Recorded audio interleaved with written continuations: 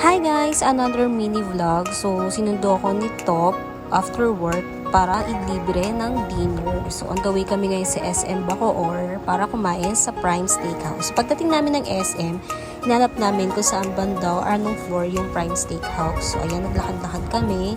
So, medyo mahaba-haba din yung biyahe namin kasi from Paranaque, Bacoor. Medyo traffic din dahil rush hour, 5 p.m. So, ayan, sabi niya sa akin, saan kita ililibre? So, tinuro niya yan. Eto, dyan na daw niya ako ililibre. Sabi ko, ayoko dyan. Gusto ko doon sa kabila. Yan.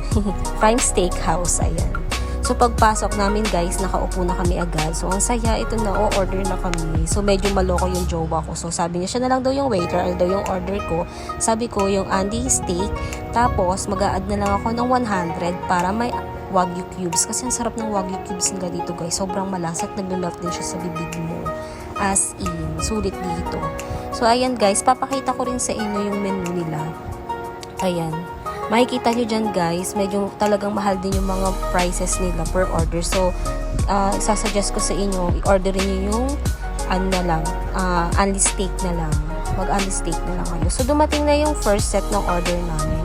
Hindi ko alam kung ano yung in-order niya, kung anong part yan ng beef.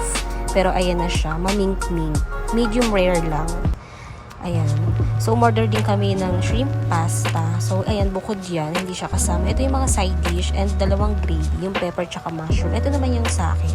So, ito yan guys, nakikita nyo. Sobrang mamink-mink siya. Nag-melt talaga yan sa bibig mo pag kinakain mo. Tapos, ayan, isawsaw mo siya dun sa, sa gravy. Ayan, with mashed potato. Tapos, yung mga gulay-gulay dyan. Ganyan. Ang sarap, promise. Sobrang na-enjoy ko dito. Tsaka, sulit talaga yung 849 nyo dito.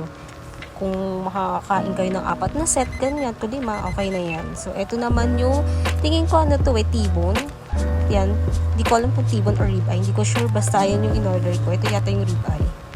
Ito yung pang 4th set ko na to. Diba? Sobrang sulit. As in, ayan, medium rare din yan. Sobrang lambot ng beef. Ito naman yung Wagyu cubes, guys. Sobrang sarap na ito. Nag-melt din siya sa bibig ko. Na-enjoy ko yan. After nun, pauwi na kami.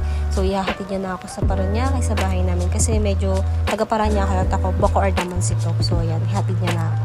So, yun lang naman yung ganap namin today. Ito yung medyo lagi namin ginagawa everyday. So, thank you guys for watching. Bye!